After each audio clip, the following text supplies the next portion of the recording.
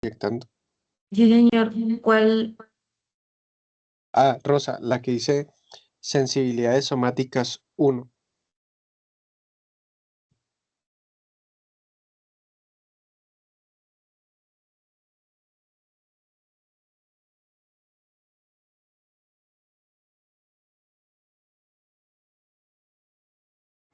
Bajemos a la presentación que sigue.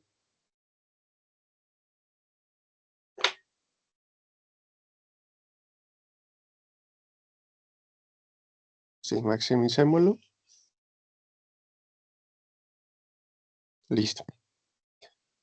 Bueno, muchachos, buenos días. Vamos a comenzar. Qué pena postergarles la hora, pero ha sido difícil estos días por temas de reuniones y demás vernos. El tema del trabajo que teníamos pendiente cuando nos veamos presencial, la próxima clase presencial que tengamos, me lo entregan. Y pues los temas que alcancemos a ver hasta la otra semana, que creo que la otra semana es la última semana de clase. Mañana viernes nos veremos acá nuevamente virtual porque hay flexibilidad académica, entonces pues no puedo exigirles que lleguen presencial. Entonces nos vemos en virtualidad y miramos si logramos abarcar lo del sistema nervioso de pronto entre la clase de mañana y la clase que sigue. A ver si ya culminaríamos sistema nervioso. Bueno, la clase pasada fue como una introducción de las funciones superiores del sistema nervioso y acá vamos a hablar un poquito del tema de sensibilidad, ahondando sobre todo en lo principal y lo más importante y fundamental para tener en cuenta, dado que pues como ustedes se han dado cuenta el tiempo va en contra. Entonces, cuando hablamos de sensibilidad somática es básicamente la interacción de todos los receptores periféricos que nos permiten comunicarnos con el medio, excluyendo los sentidos especiales, o sea, excluyendo la visión, excluyendo el gusto, perdón, el olfato y la audición, son también forman parte de la sensibilidad, pero como tal de los sentidos especiales. Acá netamente vamos a hablar de lo que son receptores periféricos que nos permiten toda la parte del tacto, el dolor, temperatura. ¿Listo?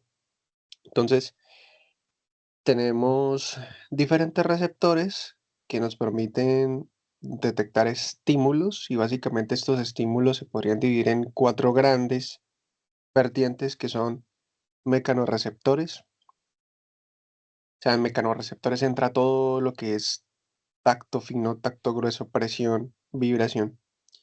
Termorreceptores y dolor. La que sigue, Rosa. Entonces hay unos receptores.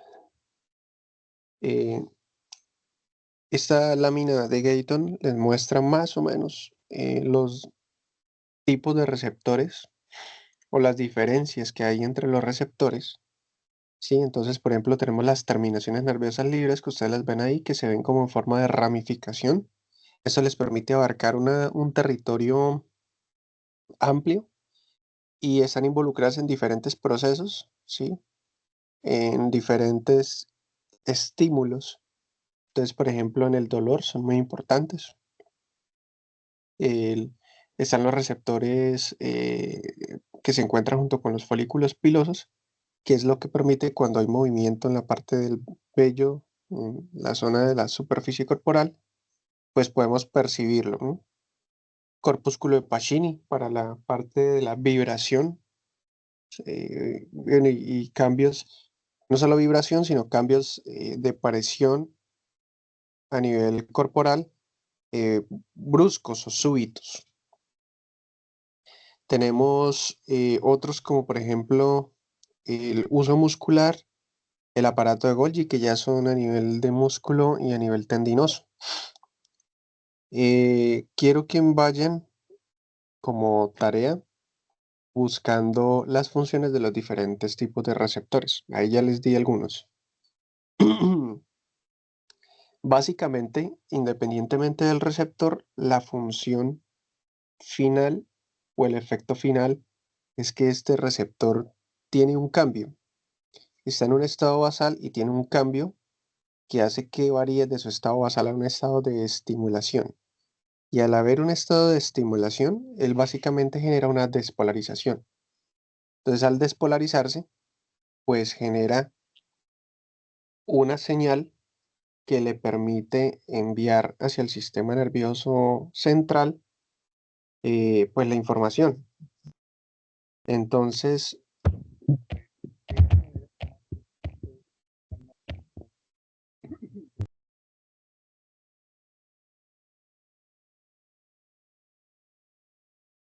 ese receptor. La que sigue, Rosa.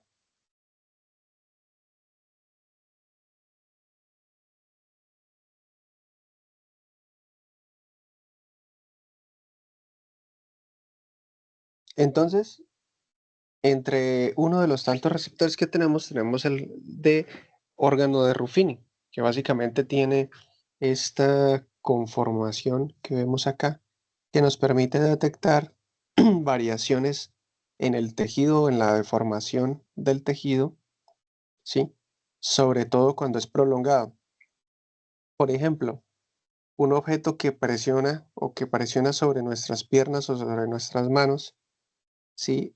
Que está ejerciendo, que tiene un peso y que tiene una presión, deforma este tejido y este órgano pues detecta esa deformación y nos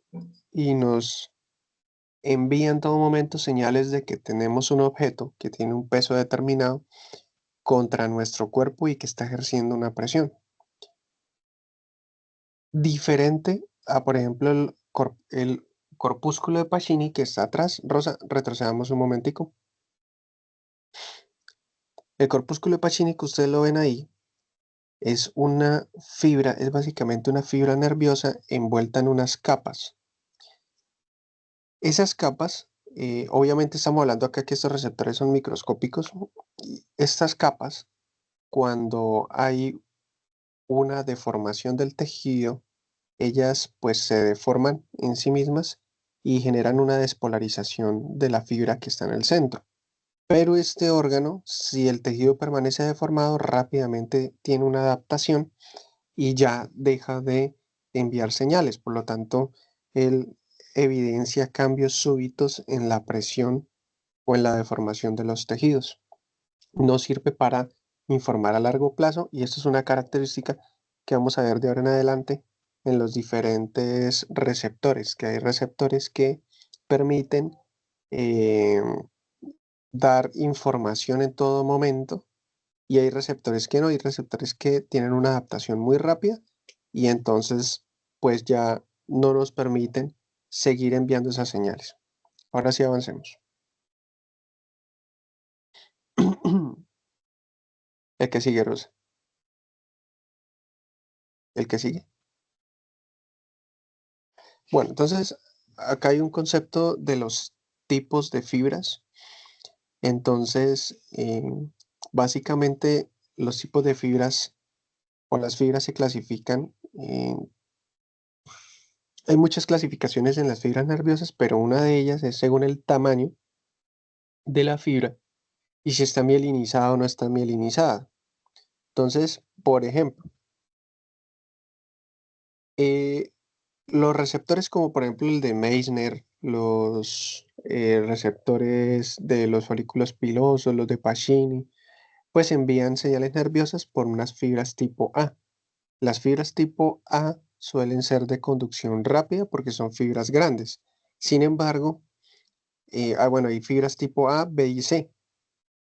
Y estas fibras tienen su clasificación, entonces alfa, beta, según, sí, diferencias entre estos mismos tipos de fibras. Sin embargo, a nivel general, las fibras tipo A pues suelen ser de conducción alta. Entonces, una velocidad de conducción entre 30 y 70 metros por segundo.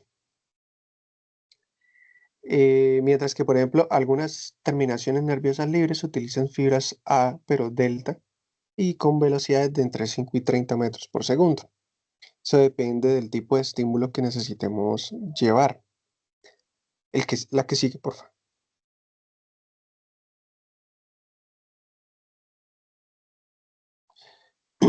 Por ejemplo, las vibraciones de baja frecuencia, ¿sí? Que producen unos ciclos entre 2 a 80 ciclos por segundo, ¿sí? Como en el caso del corpúsculo de Meissner, tiene una adaptación lenta, diferente a lo que les decía de lo que es el corpúsculo de Pacini, que realmente maneja unas frecuencias mucho más elevadas. El cosquilleo y el picor se transmiten también por terminaciones nerviosas libres, pero este tipo de sensibilidad puede transmitirse a través de fibras tipo C que son amielínicas.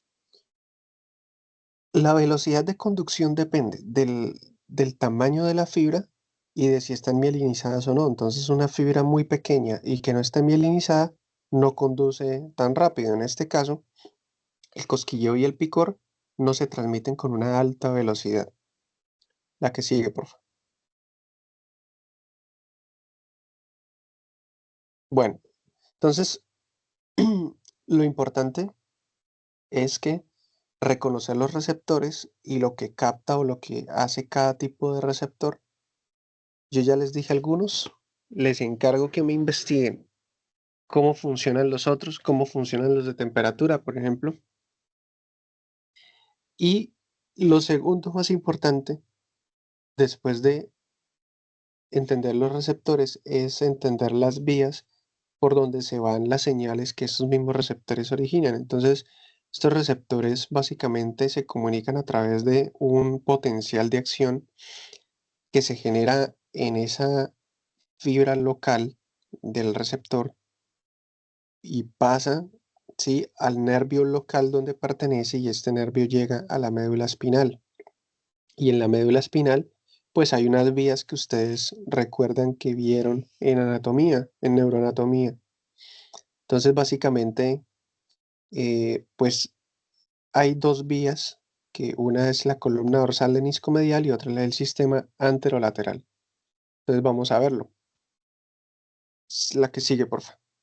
Entonces, el sistema columna dorsal leniscomedial, estamos hablando de una vía medular. O sea, ya aquí estamos ubicados en médula espinal y estamos hablando de una vía que va a llevar ese estímulo desde médula espinal hasta el encéfalo, específicamente la corteza parietal, que es la somática o somatosensitiva. Entonces, eh, ese sistema columna dorsal leniscomedial, que es la vía, permite la transmisión de las señales que están relacionadas con el sistema de tacto, sobre todo tacto fino, tacto de alto grado de localización.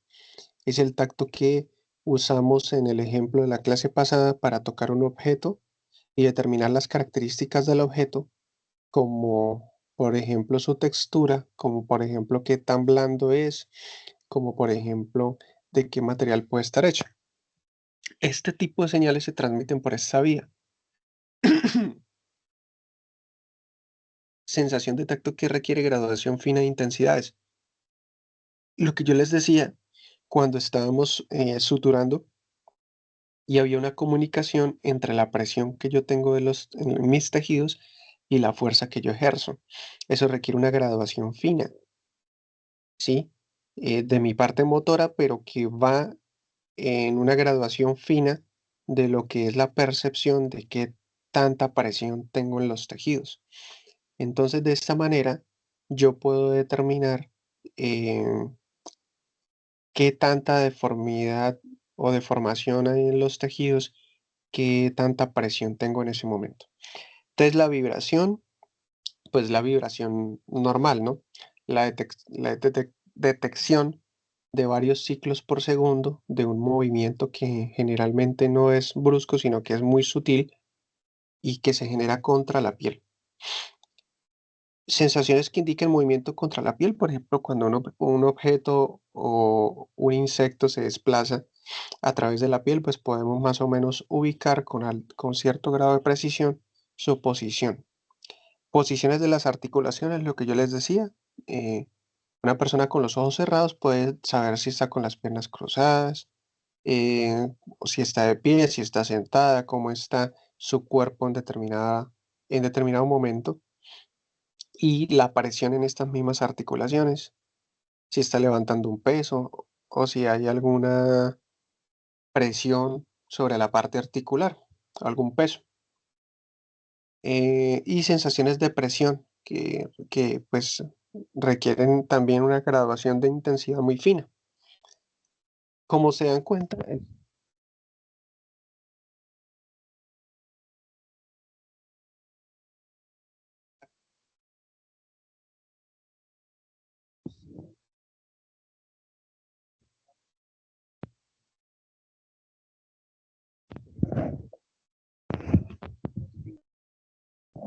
localización más o menos exacta y graduación de intensidades. Profesor, no se le escuchó anteriormente. En eso se resume básicamente el sistema de columna dorsal lenisco-medial. ¿Qué? Que no se le escuchó anteriormente, como que se tapó el micrófono. ¿Qué no se escuchó? ¿Desde qué parte? ¿No les pasó lo mismo? Sí, se dejó de escuchar en un Sí, punto de la explicación. sí, profe. ¿Pero qué tanto? Pues al final cuando estaba hablando de la sensación de presión con la graduación de intensidad, la última. Ah, ok. Bueno, que básicamente el sistema de columna dorsal lenisco-medial se resume sus funciones en que es localización más o menos exacta de los estímulos, em, pero estímulos que tengan que ver con la parte mecánica. No, acá no estamos involucrando dolor ni temperatura, solamente parte mecánica, o sea, vibraciones, posición del cuerpo, presión, deformación de los tejidos. Entonces, localización más o menos exacta, ¿sí? Sin embargo, sí tiene un alto grado de precisión, graduación fina de intensidades, qué tan intenso es este estímulo, qué tan intensa, y la naturaleza de este estímulo, si es vibración, si es deformación, si es presión constante. Eso permite el sistema de columna dorsal lenisco-medial. La que sigue.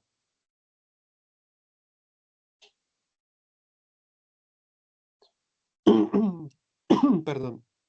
Entonces tenemos la otra vía, que también es una vía medular, que también va a ir hacia la corteza somatosensitiva, pero que es una vía muy aparte de esta vía que ya hablamos ahorita. Ella sí va a transmitir el dolor, va a transmitir las sensaciones térmicas, calor, frío. Ella también transmite sensaciones mecánicas, pero de presión y tacto grueso o tacto grosero también le dicen, que requiere una localización muy básica. Un ejemplo, ustedes tienen una, no sé, una pesa, un disquito de una pesa y lo coloca sobre su pierna. Entonces abarca un territorio grande en su pierna. Sí, es una deformación constante, es un estímulo que primero no requiere transmitirse a altas velocidades y segundo, no requiere una localización exacta. Entonces, más o menos es un ejemplo de un tacto grueso, sensaciones de cosquilleo y picor, y las sensaciones sexuales también se transmiten por la vía anterolateral. La que sigue, por favor.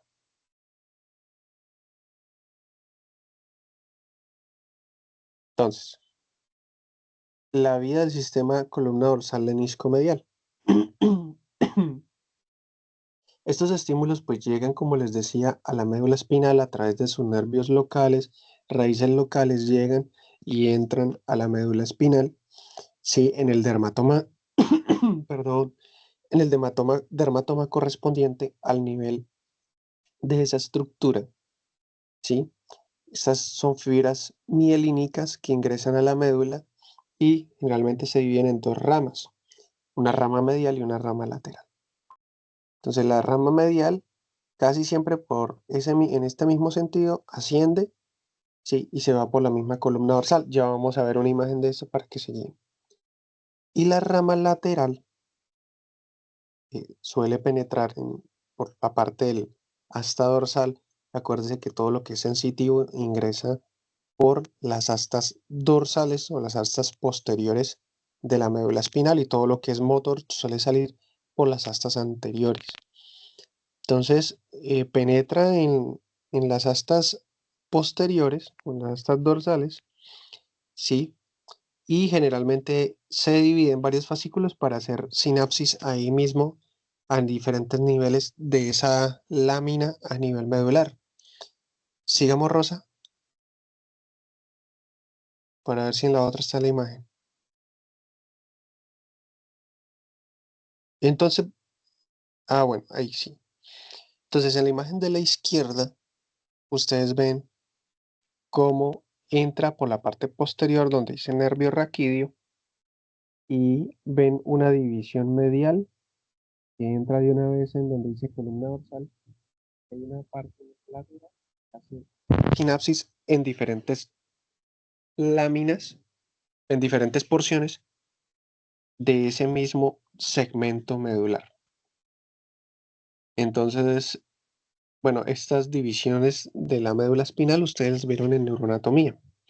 Más que aprenderse eso, me interesa es que entiendan que hace sinapsis y lo que hace es que va a buscar esta, esta raíz, generar diferentes estímulos locales a nivel de la médula espinal e incluso ustedes notan que hay unas ramitas que cruzan hacia el otro lado donde dice la vía anterolateral. Es más adelante hablaremos de eso. Lo que quiero en este momento que entiendan es que este estímulo que entra por las astas posteriores va a tratar de buscar la columna dorsal y va a tratar de ascender a través de ella. Y es aquí donde tenemos la imagen de la derecha. Entonces ustedes ven ahí un pie y una mano que están siendo estimulados con una pluma. No me gusta el ejemplo de la pluma porque podría interpretarse como cosquilleo y cosquilleo y picor es la vía anterolateral y acá estamos viendo la vía lemnisco medial. Pero digamos que acá estamos hablando de tacto fino y eso es lo que esquematiza la pluma.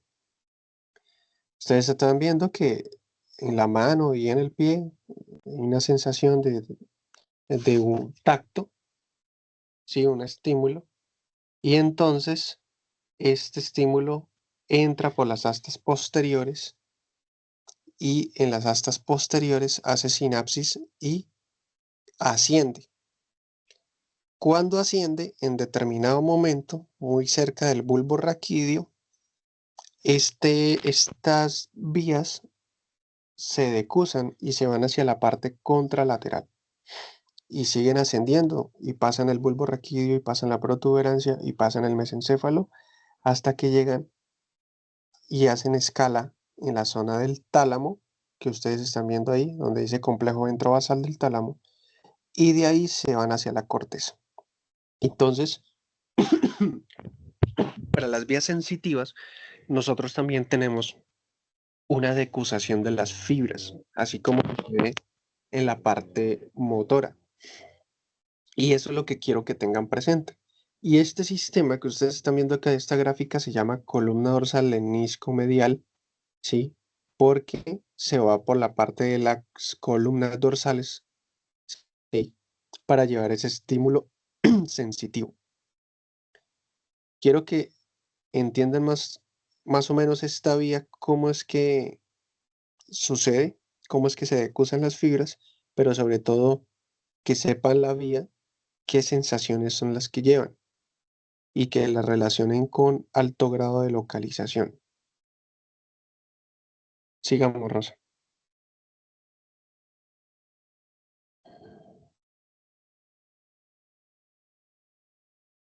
Bueno, entonces,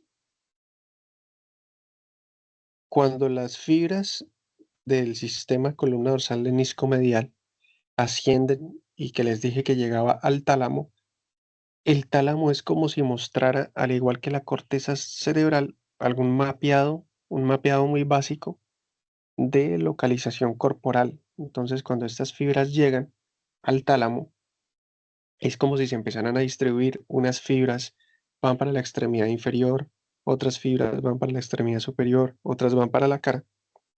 Se organizan de esta manera en el tálamo y del tálamo sube hacia la parte de la corteza.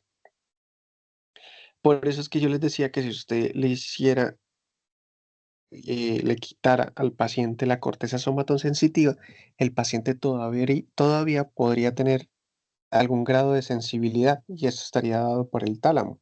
Sin embargo, si eso sucediera, el paciente perdería la capacidad de localización exacta de los estímulos. Podría seguir sintiendo, pero tal vez no puede graduar intensidad y no puede, em, y no puede localizar estos estímulos tan exactamente, ¿sí? Porque todavía conserva el tálamo, pero no conservaría la corteza, que es donde finalmente llegan estos estímulos como tal. Eso es lo que representa esta presentación. Sigamos.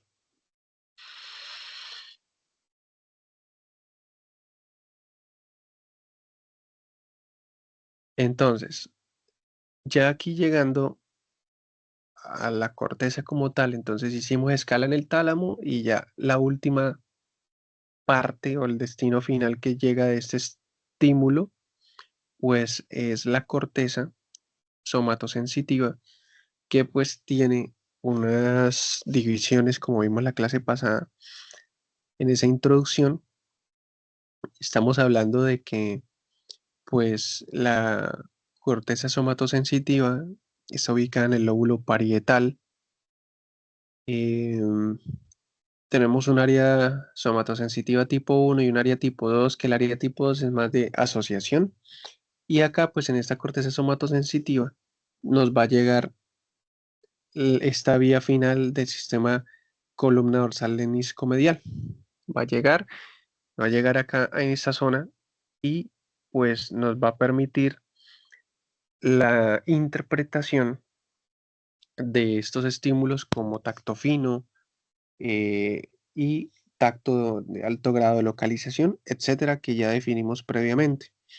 Asimismo, las áreas de asociación, ustedes saben que pues someten estos mismos estímulos a un proceso de análisis de esta información. Entonces, esto es la vía final de esa parte somatosensitiva de la columna dorsal leniscomedial. ¿Qué sigue?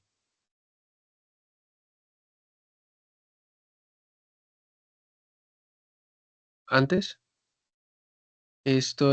bueno, esto era simplemente anatomía para la parte de ubicación, que ustedes saben que sale la circunvolución, la cisura central, perdón, y de la cisura central hacia adelante estamos hablando del lóbulo frontal, y de la cisura central hacia atrás estamos hablando del lóbulo parietal. Hacia abajo delimita con el lóbulo temporal por la cisura central. ¿Listo? Es eso nada más. La que sigue. Y esto es como una de las partes más fundamentales de la presentación que necesito que no se les olvide y es lo que es el homúnculo. Entonces en el homúnculo tenemos una representación del ser humano en la corteza parietal, en este caso somatosensitiva, pero así en la frontal es igualito para la parte motora. Entonces, básicamente el homúnculo es una representación, como les dije, de cada parte del cuerpo del ser humano en esa corteza y qué tan grande es la estructura no se correlaciona con lo grande de la estructura anatómica, sino con su funcionalidad en cuanto a la dedicación de los receptores y las vías para esta estructura. Entonces me explico. Ustedes ven genitales que está ubicado en la región medial, ¿sí? Casi que iniciando cuerpo calloso. Está la zona de los genitales y ustedes ven que es una región muy pequeña. Esto quiere decir que pues realmente la cantidad de fibras a ese nivel y la cantidad de espacio dedicado para ubicación de estímulos exactos no, no aplica. Caso contrario, por ejemplo, en la mano, que ustedes ven la mano, y la mano tiene una representación en esta corteza amplia. La mano y los dedos, sobre todo, los dedos.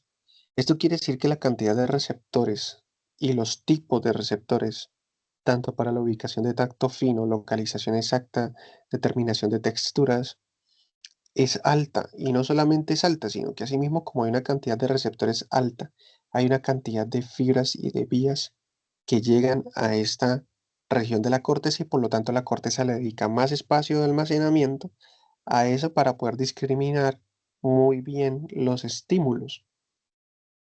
Entonces, lo mismo ocurre con la zona de la cara, pero hablando específicamente de los labios, que también tiene una inervación muy, muy rica, y la parte de la lengua.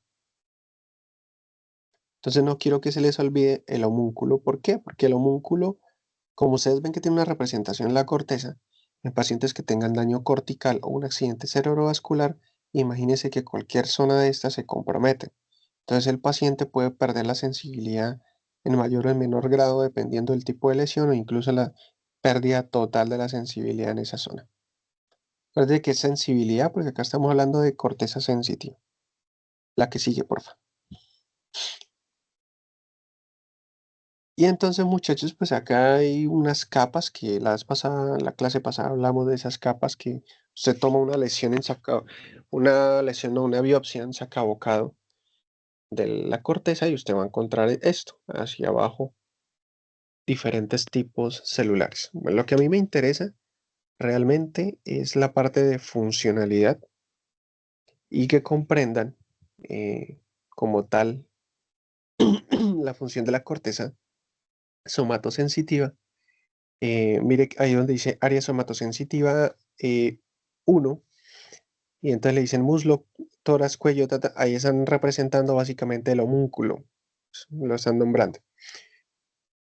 Y hacia el área de posterior, al área somatosensitiva, ustedes ven el área somatosensitiva 2, que es área de asociación, y entonces está en estrecha relación con esta primera, como les dije, para toda la parte de asociación y procesamiento de lo que llega al área somatosensitiva 1.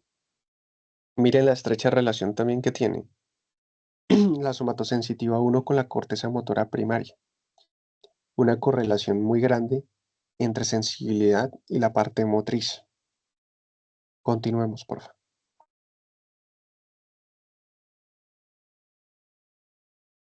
Entonces, ¿qué pasaría en pacientes que pierden funcionalidad? Entonces, hablando de área somatosensitiva 1, ¿sí?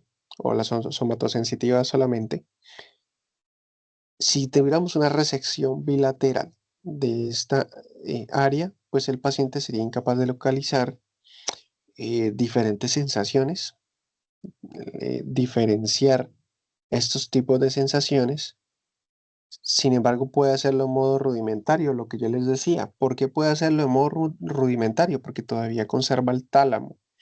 Entonces, ahí hacen sinapsis y todavía él puede determinar ciertos tipos de estímulos, todavía puede tener percepción de algún tipo de estímulo, pero entonces no puede valorar el grado de presión, ¿sí? De un objeto sobre el cuerpo.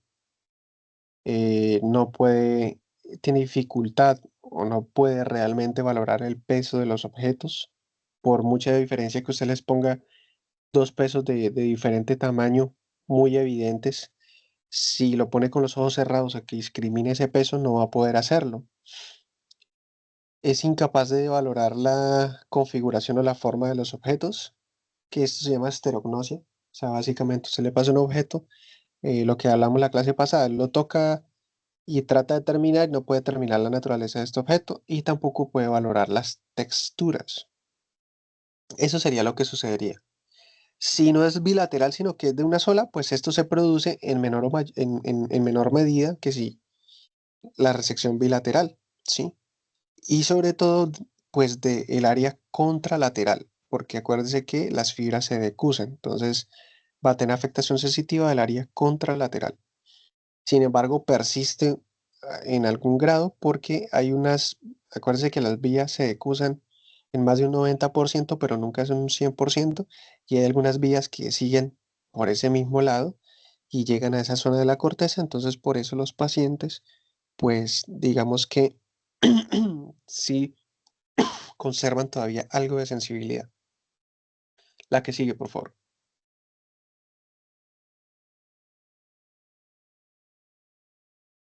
Entonces las áreas de asociación que corresponden a las 5 y 7 de Brodmann, entonces se ubican en corteza parietal también y descifran todo lo que los significados de la información que llega del área primaria somatosensitiva, ¿sí?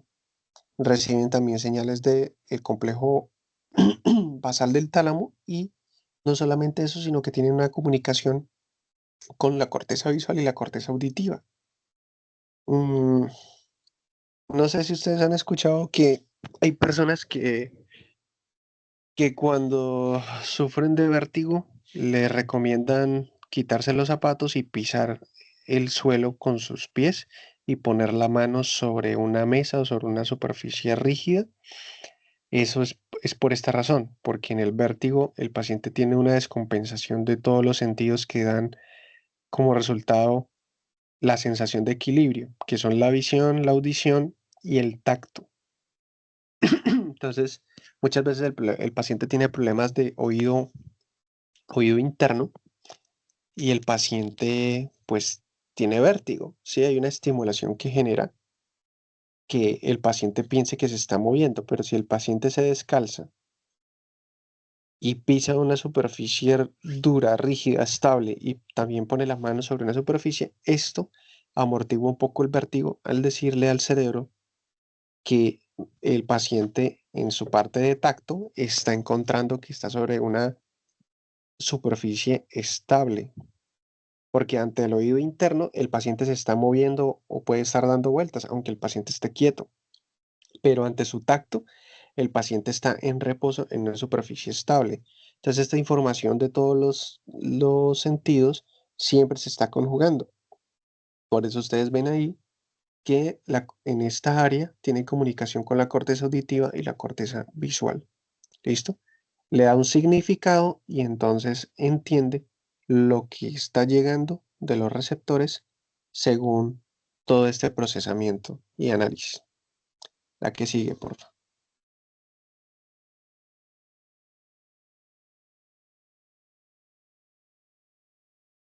Entonces, otros datos de la vía de la columna dorsal en iscomedial. Entonces hay unos mecanismos de inhibición lateral de esta vía y estos mecanismos de inhibición lateral es que básicamente, un ejemplo, si yo tengo una despolarización de mis receptores de mi mano derecha porque estoy tocando un objeto, cuando este estímulo o este potencial de acción viaja y entra por la columna dorsal del iscomedial, a medida que asciende, se van activando unas vías em, accesorias a esta para ir inhibiendo, em, digamos, fibras que también pertenecen a esta vía de columna dorsal en iscomedial. O sea, esto lo que genera es que yo garantice que la despolarización solamente va por la fibra del órgano o del segmento corporal en específico que yo estoy estimulando. Eso es para dar un alto grado de precisión, para que el cerebro no se vaya a engañar de que yo tenga un estímulo, una despolarización o un potencial de acción y este ascienda. Y si yo no tuviera ese mecanismo de inhibición, tengo un montón de estímulos de potenciales de acción subiendo por esta vía y llegando a la corteza que confunden la interpretación final. Entonces eso lo que hace es que aumenta muchísimo la precisión. Eso es lo que quiere decir ahí. Continuemos. Entonces la vía anterolateral pues transmite señales sensitivas que realmente no requieren una localización muy precisa, muy diferenciada, ¿sí? Que de pronto no requiere mucha graduación en cuanto a la determinación de la intensidad de este estímulo. Entonces, ¿cuáles son los ejemplos? Tenemos el dolor, el calor, el frío, tacto grueso, el cosquilleo, las relaciones sexuales y el prurito o el picor. ¿sí? Estas fibras pues ascienden por los fascículos espinotalámicos anterior y lateral y por eso se llama la vía anterolateral, ¿sí? Y ellos hacen estación también, ellos hacen estación a nivel de todo lo que es tronco encefálico y la parte del tálamo. ¿Por qué yo transmito esto por otra vía? Porque como les estoy diciendo, evolutivamente no se requiere que se transmita como con una precisión tan alta. Entonces, por ejemplo, el dolor, yo puedo ubicar la zona y el segmento donde tengo el dolor. Yo lo puedo ubicar con más o menos un grado de precisión. ¿Sí? Lo que necesitamos es ubicar el segmento corporal donde tenemos el dolor. Pero si ustedes notan, el dolor muchas veces es muy difícil de localizar. Sobre todo, por ejemplo, si es un dolor visceral, como yo les comentaba la clase pasada. Si es un dolor orgánico, por ejemplo, un dolor en el pecho, también a veces es muy difícil de localizar. Uno no está muy seguro si lo que duele es el tórax o es el corazón como tal. Lo mismo sucede en abdomen e incluso a veces con los dolores de cabeza. Es muy difícil localizar con exactitud. O sea, usted puede señalar, usted dice, sí, tengo un dolor en mi craneal derecho, doctor. Es como que pulsa, como que presiona. Y bueno, señáleme con un punto, un dedo donde le duele y el paciente no es capaz de, porque siente un dolor generalizado, un dolor más o menos difícil de localizar. Él puede señalar la zona específica, pero, pero le es difícil con una localización exacta. Entonces, lo mismo la temperatura. Ustedes sienten frío, pero pues usted dice, no, pues es que eh, es muy difícil determinar una superficie corporal pequeña. Nos digan, no, yo siento frío solamente ahí. No, se normalmente pues siente el frío. Si es en los pies, es en los pies, si es en la mano, sino el cuerpo en general. Sí, el tacto grueso también se transmite por acá porque usted no requiere un alto grado de localización. El cosquilleo y el picor, si tienen de pronto una alergia o un brote, estas reacciones generalmente son diseminadas en superficies corporales amplias. Entonces no requiere que usted una precisión exacta del punto exacto, pequeñito aquí, en la región del tórax que me pica, ¿no? Generalmente es una superficie amplia y eso genera una sensación de una respuesta de rascado también amplia, ¿sí? Y las relaciones sexuales no requieren un alto grado de localización, ¿sí? Y no requieren, digamos, enviarse tan discriminadamente. Muchachos, esperen un momentico, voy a tener una llamada, ya regreso.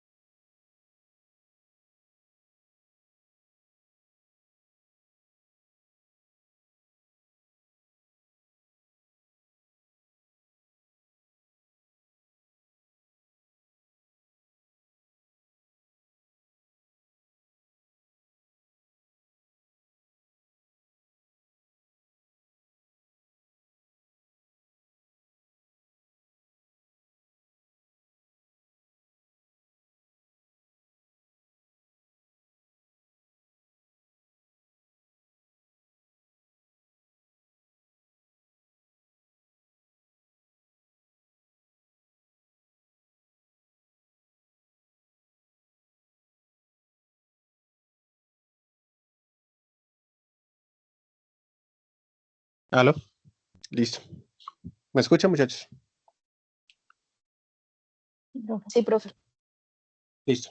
Bueno, qué pena ahí que está atendiendo una llamada. Bueno, entonces esto se transmite por la vía anterolateral. Entonces, vuelvo y les digo que no requiere un alto grado de localización ni discriminación. La que sigue.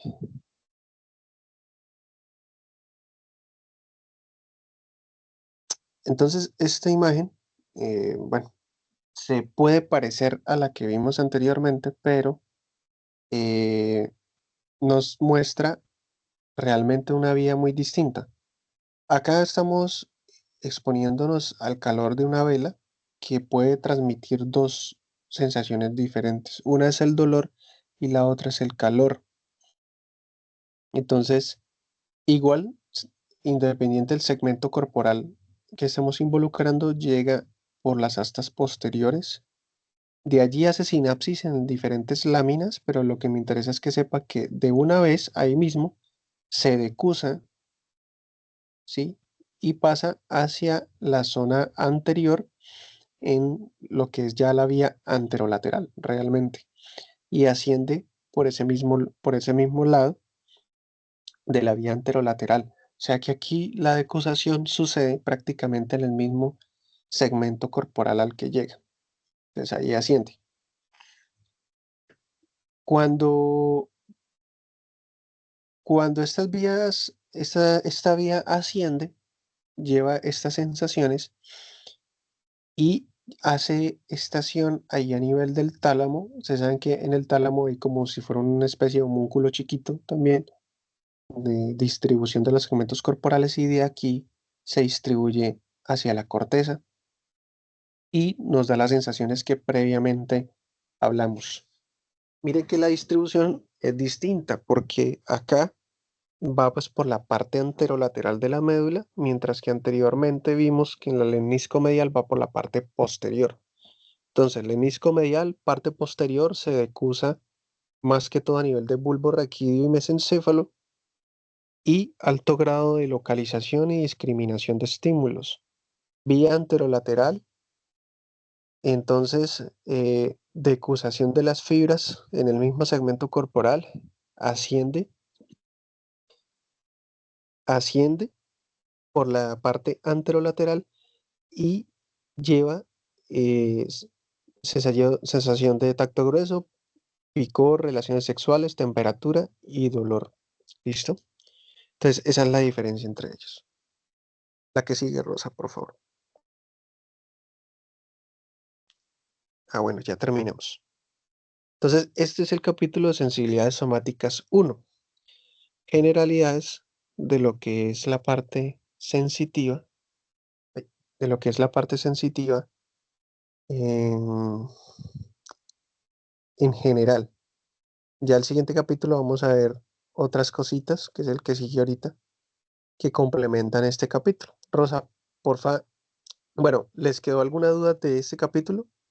Necesito simplemente que se repasen la parte de los receptores, las vías y qué tipo de estímulos lleva cada una de las vías. Básicamente es eso.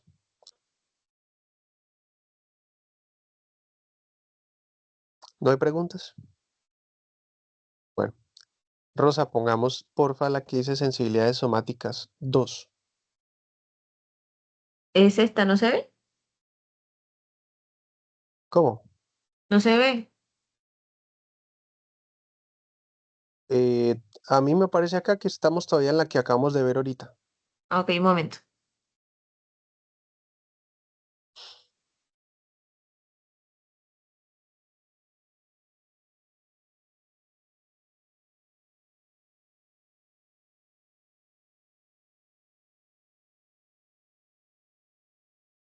Listo. ¿Ahora sí se ve?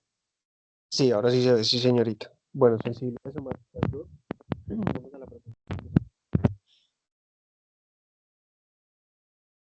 Entonces, ese es un capítulo enfocado un poquito más al dolor. ¿Listo? Entonces, el dolor sabemos que es un mecanismo protector que avisa sobre la lesión en tejidos, en los órganos, ¿sí? Para generar una respuesta. muchachos, el dolor yo creo que va a ser es el principal motivo de consulta, básicamente.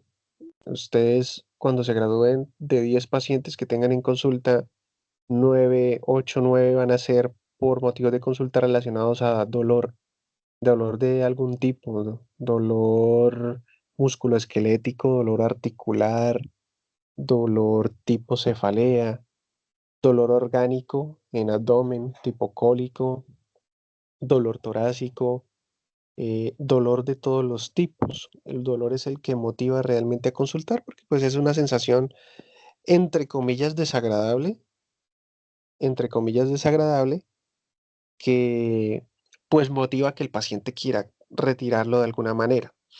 Sin embargo, el dolor es una respuesta pues fisiológica, muchachos, y claro, hay situaciones patológicas donde esta respuesta al dolor se sale de control, pero pues no debemos luchar tampoco contra el dolor, es lo mismo que contra la fiebre, y van a ver en los motivos de consulta que las mamás sobre todo luchan mucho contra la fiebre y se preocupan porque al niño no le baja la fiebre y el niño tiene una neumonía o tiene un dengue, que una neumonía y un dengue no se solucionan de un día para otro. Entonces, mientras persista el estímulo infeccioso, va a persistir la fiebre. Y muchas veces el niño es deshidratado con vómitos, con diarrea y a la mamá no le preocupa eso, sino que tiene fiebre. Entonces, contra la fiebre no hay que pelear y tampoco contra el dolor, ¿sí? Y se lo digo porque van a tener pacientes que tienen dolor de algún tipo y quieren que usted les quite el dolor a costillas de lo que sea, a costas de su función renal y de su función orgánica, y van a querer que ustedes los sobredosifiquen con analgésicos para no sentir absolutamente nada, y no. En muchos momentos nosotros lo que hacemos es amortiguar o atenuar un poco el dolor, ¿sí? Pero dejarle claro al paciente que muchas veces el dolor no se va a ir del todo y que siempre va a mejorar, pero pues va a persistir algo de dolor. ¿Por qué? Porque hay pacientes que con un simple dolor de espalda quieren que usted les formule opiáceos, tramadol y demás, y pues no es lo ideal. Entonces, contra el dolor no se pelea. Y aparte de esta introducción, entonces ya dejamos en claro que el dolor es una respuesta fisiológica y decimos que hay tipos de dolor. Hay un dolor rápido que se siente hasta 0,1 segundos después de la estimulación, o sea, de la estimulación que causa ese dolor. Y tenemos dolor lento, que generalmente hasta un segundo después se percibe y va creciendo, tiende a tener una intensidad creciente. Mire que aunque estamos hablando de dolor lento, estamos hablando de periodos muy cortos de tiempo, o sea, estamos hablando de un segundo. Entonces, el dolor rápido tiene unas características, es un dolor punzante, es un dolor agudo, un dolor eléctrico, ¿sí? Similar al que se siente cuando se clava una aguja sobre la piel, o a un corte o a una quemadura, ¿sí? Eh, y el dolor rápido, este dolor rápido no suele sentirse en los tejidos tan profundos, sino suele sentirse en los tejidos más superficiales, que son los que generalmente reciben primeramente el impacto. Entonces ese es un dolor de reacción, ese es un dolor que genera una reacción. ¿Y la reacción cuál es? De evitar ese dolor porque algún estímulo negativo lo está originando. Sigamos.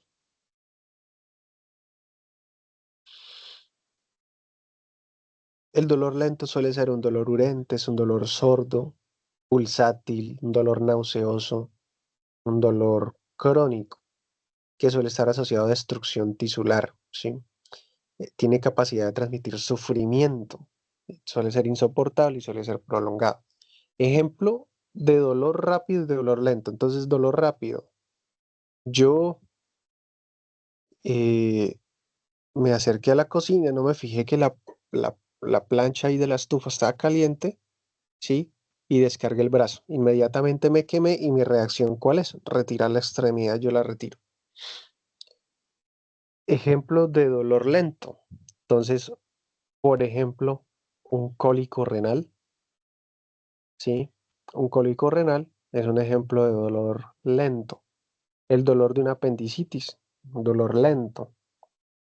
un dolor de cuando ustedes tienen una gastroenteritis o una infección gastrointestinal, que el intestino está inflamado, eh, sienten esa sensación de aventamiento, como que se van a reventar, náuseas, sienten ese tipo de dolor, eso es un dolor lento. El dolor de un paciente que se está infartando, ese es un dolor lento también, es un dolor visceral. El dolor de cuando les extraen un diente y está empezando a hacer la anestesia, eso es un dolor lento, ¿sí? Esos son ejemplos de dolor. No que sea rápido o lento quiere decir que duele más o duele menos, no. Es que el dolor rápido genera una reacción inmediata, que generalmente ni siquiera es planeada. Y el dolor lento transmite continuamente esta información de, hey, usted tiene un daño, usted tiene un daño, usted tiene una lesión, y no se calla en ningún momento. Y fuera de que no se calla, tiene una intensidad que va creciendo con el pasar del tiempo. Entonces, esa es la diferencia, perdón, entre ellos. Los receptores del dolor generalmente son terminaciones nerviosas libres, que fue la que les mostré en la primera diapositiva, que se ve como un arbolito ramificado. Entonces, estas terminaciones nerviosas pues están en todo lo que es la superficie de la piel, en tejidos como el periósteo, las paredes arteriales, superficies articulares, ¿sí? Todo lo que son meninges, las os del cerebro, etcétera, ¿sí? Y pues ya los tejidos que son profundos pues también tienen algunas terminaciones también para el dolor un poco más dispersas. ¿Por qué? Porque digamos que entre más cerca estemos de la superficie del cuerpo, más cantidad de terminaciones para el dolor vamos a encontrar para mejorar en cierta parte esta localización. Aunque el dolor no necesita una localización muy exacta, en la superficie corporal tiende a localizarse mejor que en tejidos profundos. Y en tejidos profundos ustedes todavía encuentran superficies, terminaciones nerviosas libres para el dolor, pero no las encuentran como tan en altas cantidades, sino que más bien una terminación tiene muchas ramificaciones, sí, y esto hace que sea muy difícil determinar o discriminar el dolor. Sin embargo, se siente igual de la misma intensidad y puede ser igual de insoportable. ¿Listo? En tejidos superficiales, por ejemplo, la piel, pues un corte o un trauma, un golpe, genera la activación de estas fibras del dolor y la transmisión de estímulos, de impulsos. Daños en estas mismas fibras que generan una transmisión de señales. Y en las regiones profundas, el dolor suele estar asociado, pues como es dolor visceral, estamos hablando de dolor visceral, suele estar asociado a distensión. Entonces, por ejemplo, las fibras del dolor que están en el intestino, eh, ellas se activan cuando el intestino se distiende porque se llena de gas, sí, o se llena de materia fecal, o se llena, o hay inflamación, se distiende, y esta distensión genera activación de estas fibras que se interpretan como dolor. Si es, por ejemplo, el hígado, está en la cápsula hepática, entonces cuando el hígado se inflama y distiende esta cápsula, genera dolor. Si, pero no solamente con distensión, si este órgano tiene una isquemia, sí, esta isquemia también genera dolor, porque la isquemia genera eh, necrosis tisular, daño tisular, las células se lesionan, se rompen, liberan potasio. Acuérdense que el potasio es un marcador de lesión celular y el potasio puede estimular por sí mismo las terminaciones nerviosas. Se liberan prostaglandinas a ese nivel que generan dolor. Entonces, estas fibras se activan por procesos inflamatorios, distensión de los órganos y procesos isquémicos, entre otros. Bueno, la que sigue.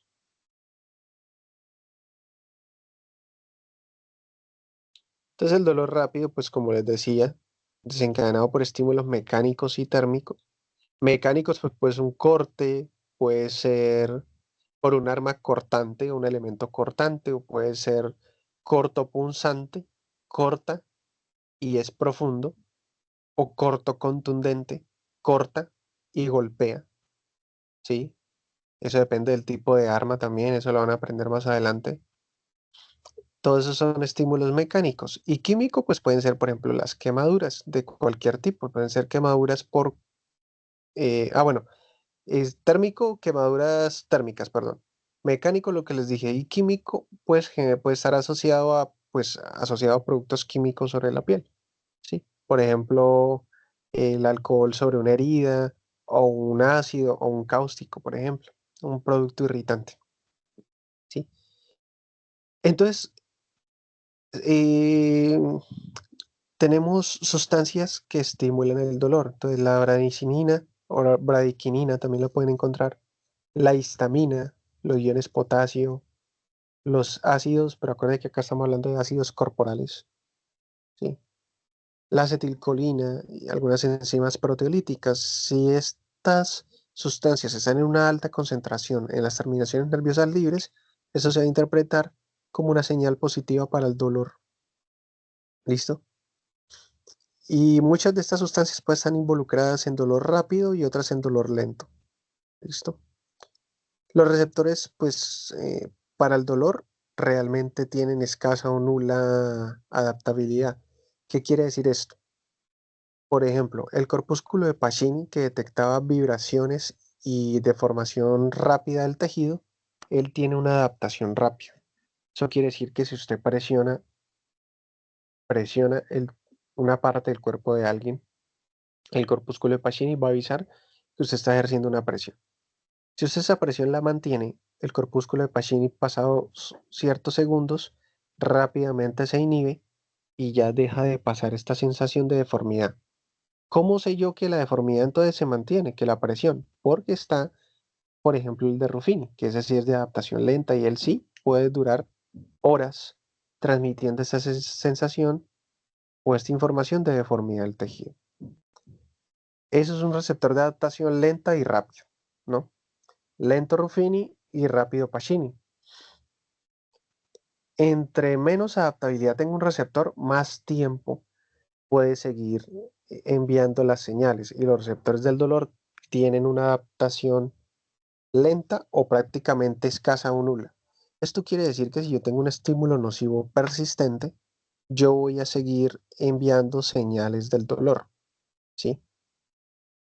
Voy a seguir enviando señales del dolor si ese estímulo no es retirado y no permite un proceso de recuperación del tejido.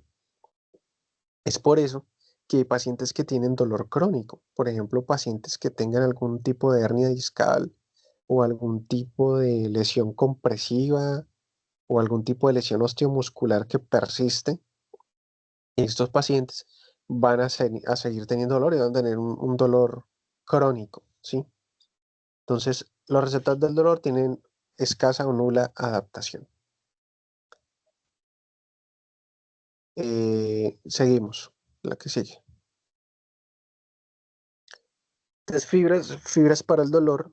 Entonces, fibras para el dolor, tenemos fibras rápidas, llevan un dolor rápido, generalmente desencadenado por estímulos mecánicos o térmicos.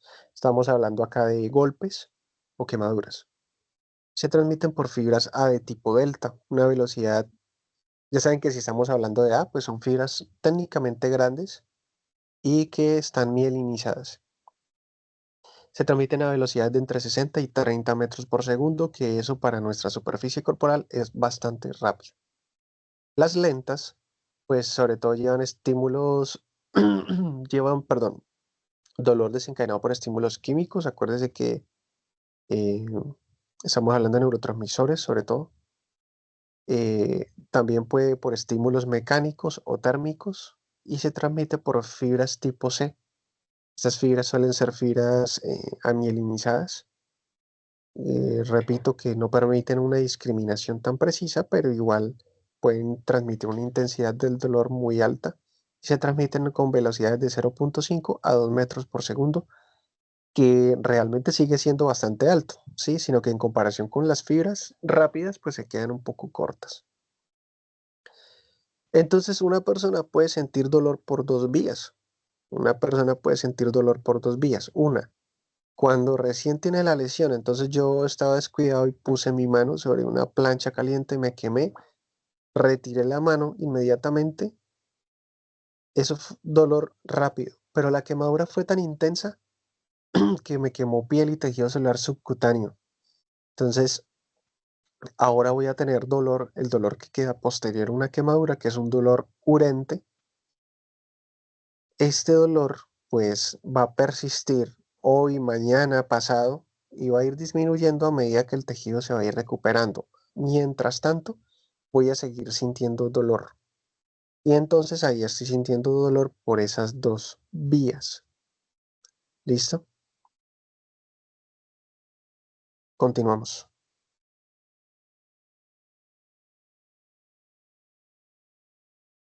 Entonces, hace rato hablábamos de la vía anterolateral y hablar de la vía anterolateral es como hablar de un carril muy grande, ¿sí? Hablar de un carril muy grande. Tenemos la vía y tenemos los fascículos.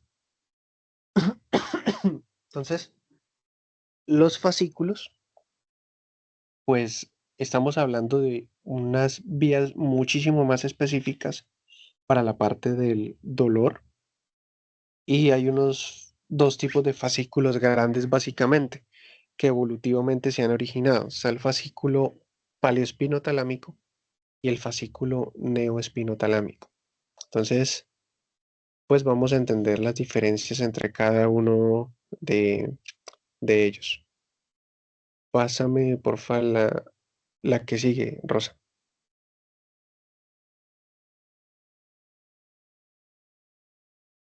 Bueno, entonces en el fascículo neoespinotalámico, pues básicamente tenemos unas fibras que vienen desde los receptores estimulados y que me van a llevar unos tipos de estímulos en específico. Porfa, pasa a la que sigue, Rosa. No, la que sigue. Ay, no. Dale entonces más para atrás, porfa. Es que no me acuerdo si era esto. ¿Y atrás? No, entonces hacia adelante. Es que yo tenía como una lista. Debe ser de... Ahí. No, atrás. No, atrás. Bueno, entonces, fascículo neoespinotalámico.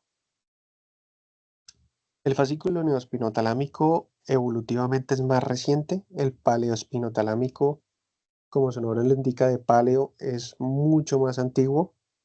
¿Sí?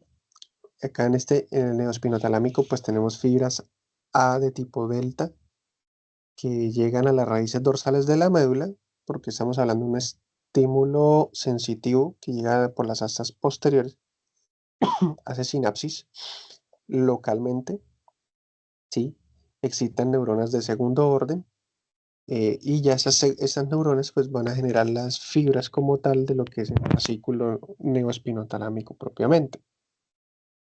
Ese fascículo neoespinotalámico pues básicamente son unas fibras que se cruzan hacia el lado opuesto, llegan a la parte de la sustancia blanca y luego a la sustancia gris y van a ascender, van a tener un sentido ascendente dirigiéndose al encéfalo por las columnas anterolaterales. Entonces, en el, ahorita en el tema pasado vimos vía anterolateral y de esta vía era como muy una carretera enorme para llevar dolor, para llevar picor, cosquilleo, tacto grueso, etcétera. Esa vía anterolateral tiene unos fascículos que son como carriles específicos para llevar ahora sí específicamente cada uno de estos estímulos, porque si no que lo haría como de una manera muy desordenada. Entonces, este fascículo neoespinotalámico va por esa vía anterolateral, pero es específico para llevar dolor de estas características, que es un dolor de tipo rápido, que se localiza muchísimo mejor que el dolor de tipo lento y que va por fibras tipo A mielinizadas. ¿Listo? Cuando se cruza, de ahí que se cruza, asciende y se comporta igual, ¿sí? Se comporta igual que lo que vimos de la vía anterolateral, porque está subiendo por ese gran carril que se llama vía anterolateral. Ese fascículo neoespinotalámico igual llega a la región reticular del tronco encefálico, y también hace estación a nivel del tálamo.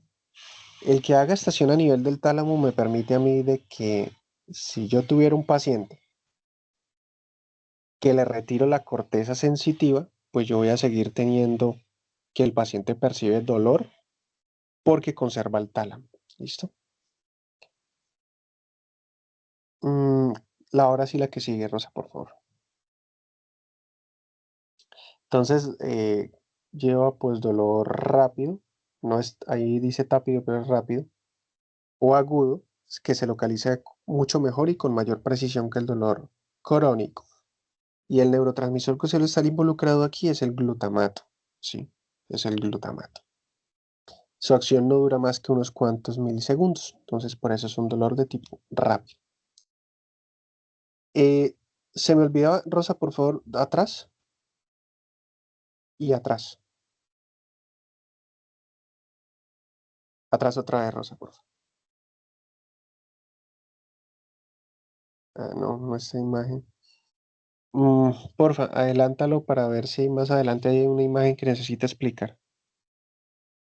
Adelanta, sigue adelantando. Eh, um, sigue adelantando. ¿Otra vez? No. Entonces, tienes ahí abierta la de somatosensitiva tipo 1, porfa. ¿Todavía? Sí, ya la abro.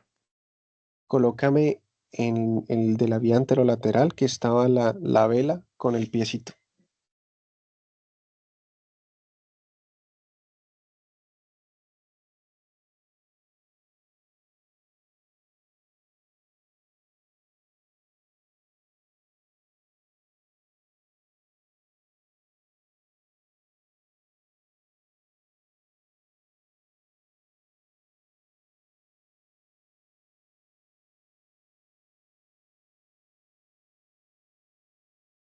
Esa, colócamela un momento, voy a explicarles una cosa.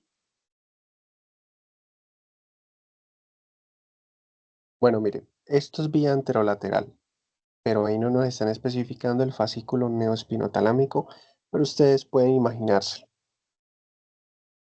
A medida que ustedes pues se exponen a ahí estamos detectando temperatura, pero quiero que lo tomen como si fuera una quemadura. Entonces, cuando la persona tiene una quemadura, ahí esta se va a llevar por dolor tipo rápido, dolor tipo rápido, y estas fibras, ustedes están viendo ahí que entran por las astas posteriores y se van a decusar para irse por el lado contralateral y ascender hacia la corteza. Ahí no les está mostrando una cosa, y es que antes de que estas fibras se decusen, van a enviar una señal por el asta anterior de ese mismo lado, por el asta anterior de ese mismo lado, antes de decusarse. ¿Para qué? Para generar una señal refleja. El reflejo que ustedes tienen cuando tienen una quemadura o un corte, que es un reflejo de retirada, ustedes no piensan. Eso es un reflejo. Ustedes lo hacen sin pensarlo y sin esquematizarlo en su cabeza. Y este reflejo es un reflejo medular. Entonces, cuando usted tiene ahí en el paciente que se está quemando el pie, la señal llega localmente en ese nervio, llega al asta posterior de la médula y de ahí se va por el asta anterior de ese mismo lado para generar una respuesta de los músculos flexores de esa pierna. Al mismo tiempo, envía una señal a la parte contralateral de ese mismo segmento medular, envía una señal a esa parte contralateral de ese mismo segmento inhibitoria de este mismo segmento inhibitoria y estimulatoria. Entonces, ¿cómo les explico? Cuando el paciente se quema, digamos que ahí yo me estoy quemando en mi pie izquierdo. Entonces yo me quemo en mi pie izquierdo. La señal del dolor correspondiente a mi pie izquierdo llega a este segmento medular. Entra por las astas posteriores y de las astas posteriores me va a generar un estímulo hacia las astas anteriores. ¿Para qué? Porque yo necesito moverme. Yo no puedo quedarme ahí quemándome para siempre. Entonces yo necesito tener un estímulo motor. Es un estímulo motor desencadenado por un estímulo sensitivo. Entonces, de este mismo lado que ustedes están viendo ahí que entra la fibra, hay un estímulo motor, perdón, en el asta anterior que genera activación de los músculos flexores. ¿Por qué flexores? Porque yo necesito flexionar la pierna para levantar el pie, para no seguirme quemando. Suponiendo que el estímulo que me quema está en el piso, que es lo más lógico, que yo llegara a pisar un objeto caliente. Entonces yo necesito elevar mi pie y para elevarlo tengo que contraer, hacer una flexión del muslo sobre la cadera. Entonces, en este mismo lado vamos a tener un estímulo de activación de los músculos flexores. Y de ese mismo lado estamos también enviando una señal inhibitoria. ¿Inhibitoria hacia quién? Hacia los músculos extensores. Los músculos extensores son los que me permiten a mí estar de pie. Entonces, tengo que enviar una señal inhibitoria hacia los músculos extensores. ¿Por qué? Porque yo no puedo enviar una señal activadora hacia los flexores y extensores al mismo tiempo, no voy a hacer nada. Como yo necesito retirar, envío una señal activadora de los músculos flexores y una señal inhibitoria de los extensores. Con esto yo logro elevar mi pierna. Pero ¿qué pasa? Yo necesito enviar señales al lado contralateral de este mismo segmento medular. Porque a medida que yo levanto mi pie izquierdo, yo necesito que mi pie derecho se fortalezca y soporte el peso de todo mi cuerpo. Entonces, la señal viaja hacia el otro lado de la médula que ustedes vieron ahí que se decusa y antes de ascender va a generar un estímulo local en las astas anteriores para que de las astas anteriores ese estímulo vaya hacia los músculos extensores de la extremidad contralateral, en este caso la pierna izquierda, que es la que no me quemé, y me permita mantenerme de pie. Y al mismo tiempo va a enviar una señal inhibitoria hacia los músculos flexores de esa pierna derecha. ¿Por qué? Porque nuevamente les digo, no puedo tener activación de músculos flexores y extensores al tiempo. Entonces, para mantenerme de pie con los extensores, tengo que relajar los flexores de esa pierna sana. Eso es un reflejo medular. Eso ustedes no lo piensan. Si ustedes van caminando en la playa y se cortan con un vidrio, ustedes hacen ese reflejo en cuestión de segundos sin pensarlo. Entonces, este dolor de tipo rápido generalmente desencadena una respuesta, refleja. ¿Por qué refleja? Porque ustedes no la están pensando. De ahí que ustedes desencadenan la respuesta refleja, pues el estímulo asciende hacia la corteza. Y cuando ya llega a la corteza, pues en la corteza somatosensitiva usted hace el análisis y la conciencia de que se acabó de cortar el pie con un vidrio en la playa, sí, de que tiene el pie alzado y ya de ahí lo baja y comienza a caminar en el talón, digamos que se cortó la parte anterior de los dedos, entonces ya ahí comienza y se apoya en el talón y en el otro pie y va a lavarse la herida. Entonces desencadena un estímulo reflejo, el dolor rápido, y al mismo tiempo asciende hacia el encéfalo para que usted haga conciencia de que se cortó. Si no, solamente haríamos el reflejo, el dolor rápido se iría, continuaríamos caminando y no seríamos conscientes del dolor. ¿Les quedó claro ese mecanismo o lo repito? Les tiene que quedar claro. Creo que es como lo más importante de esta clase, porque integra ya todo lo que vimos. Si no quedó claro, lo puedo repetir, porque ya vamos a terminar. Profe, ¿lo puede repetir, por favor? Entonces, voy por la playa, no lo hagamos con quemadura, hagámoslo con Bueno, ya no lo hagamos con el pie, hagámoslo con la mano. Con la mano también es. Entonces ustedes están en su casa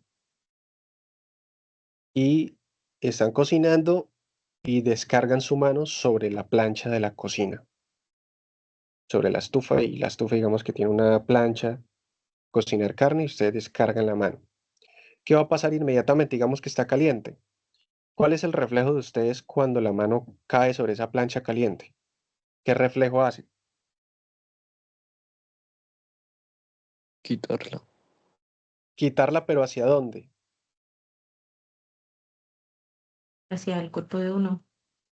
Hacia el cuerpo de uno. ¿Por qué? Porque como estamos hablando de que estamos en una estufa y la mano cae, ¿sí? No podemos hacer extensión, porque si hacemos extensión, estamos acercando más la mano a la plancha. Sí, entonces todo depende de la localización de la quemadura, así mismo es el reflejo. Entonces, si yo estoy cocinando, dejo caer mi mano sobre la plancha, la mano se quema, el reflejo es acercar la mano a mi centro de gravedad, y a lo que la acerco hacia mí, la alejo del estímulo nocivo. Entonces, para yo hacer eso, primero entonces la mano llegó y se encontró con un estímulo que es una plancha caliente. Estaban altas temperaturas y entonces al bajarla, inmediatamente las altas temperaturas quemaron mis tejidos, necrosis celular, daño en las fibras nerviosas que se transmite por dolor rápido. Estas vías del dolor entonces de mi mano llegaron al nervio local que inerva esa parte de mi mano. Ese nervio sigue ascendiendo, llega hacia la parte medular, y en la parte medular entra por las astas posteriores. Hasta ahí vamos bien. En ese mismo lado, entonces entró, yo me quemé mi mano derecha esta vez, me quemé mi mano derecha. Entonces el estímulo entró por las astas posteriores del lado, el asta posterior, perdón, del lado derecho, ¿sí? De mi médula espinal, correspondiente al segmento que inerva mi mano. Entró por el asta posterior derecha, ¿sí? Entró por el asta posterior derecha, y ahí entonces en el asta posterior derecha, porque acuérdense que estamos hablando de mi mano derecha que se quemó, el asta posterior recibe ese estímulo de dolor y envía una señal inmediatamente hacia el asta anterior derecha, o sea, de ese mismo lado que se lesionó. Esa asta anterior derecha envía estímulo motor hacia los músculos de mi mano, en este caso los músculos flexores. Entonces, envía un estímulo motor hacia el bíceps y hacia el braquiorradial. ¿Para qué? Para acercar mi mano a mi centro de gravedad y alejarme de la plancha. En ese mismo lado generó activación de mis músculos flexores y al mismo tiempo envió un estímulo inhibitorio de mis músculos extensores. ¿Cuál es el músculo extensor en este caso? ¿Cuál es el músculo extensor del antebrazo sobre el brazo? No hay muchos, realmente solamente hay uno. El tríceps. Entonces, hay inhibición del tríceps. Entonces yo necesito inhibir el tríceps para poder contraer el bíceps y el braquiorradial. Entonces, de ese mismo lado derecho hay un estímulo de activación, músculos flexores, inhibición de músculos extensores. El estímulo viaja a la parte contralateral. Y en esa parte contralateral, entonces, para el caso de la pierna que hablamos hace rato, no aplicaría, porque en este caso, como estamos hablando de mis miembros superiores, simplemente contraerme mi extremidad hacia el centro de gravedad, ya estoy a salvo. Pero si la quemadura hubiera sido en el pie, ya cambia la cosa, porque yo sí, para levantar un pie necesito tener el otro en el suelo, porque si no, pues me voy a caer. Entonces acá el estímulo, básicamente lo que hablamos ahorita, parecido, y al lado contralateral hace lo contrario. Va a activar los músculos extensores para mantenerme de pie y relaja los músculos flexores. Eso permite que el pie que está lesionado yo puedo mantenerlo en el aire, retirándolo del estímulo nocivo. Y el que está sano mantenga el peso de mi cuerpo, ¿sí? Mientras yo busco refugio, busco cómo sentarme, busco cómo lavarme la herida. Ese es un reflejo medular. Repásenlo, tanto con miembro superior como con miembro inferior. El miembro inferior es más complejo en el sentido de que hay mucho de parte contralateral, ¿sí? Involucra el miembro contralateral. En el superior no tanto, no tanto. Aunque depende, si estoy de pronto en una posición inclinada y con el otro miembro necesito agarrarme de alguna zona, ya pues depende de la lesión y de la posición corporal. ¿Listo? Pero lo que les hablo es como el prototipo de respuesta ante el dolor para miembro superior y para miembro inferior. Eso es una respuesta, repito, medular, que se da por fibras rápidas del dolor que se transmiten por el fascículo neoespinotalámico, que este fascículo pertenece a la vía anterolateral. Dolor bien localizado, bueno, con un grado de localización, un buen grado de localización, que se transmite de forma rápida, que genera una respuesta refleja a nivel medular, de retirada y de protección. Luego asciende hacia nivel encefálico y a nivel encefálico hace que el individuo tenga conciencia de su herida. Y de esta manera se conforma el fascículo neoespinotalámico. ¿Listo? Yo creo que para la clase que sigue ya terminamos el paleoespinotalámico y abordamos el tema motor, porque pues ya nos pasamos de la hora que les prometí. ¿Listo, muchachos? ¿Quedó claro? Sí, señor. Espero haya quedado claro. Porfa, revisen las presentaciones, revisen la grabación. Y si de pronto todavía no queda claro, pues hacemos un ejercicio así la próxima clase para que se entienda mejor.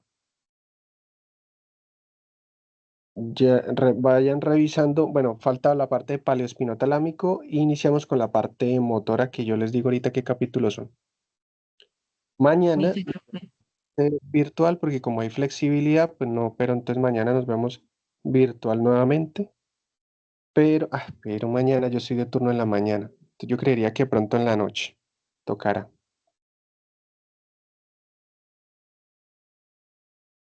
¿Listo? Listo, profe. Muchas gracias. Bueno, muchachos, entonces quedamos así y el trabajo que teníamos pendiente, pues para cuando nos veamos presencial me lo entrega.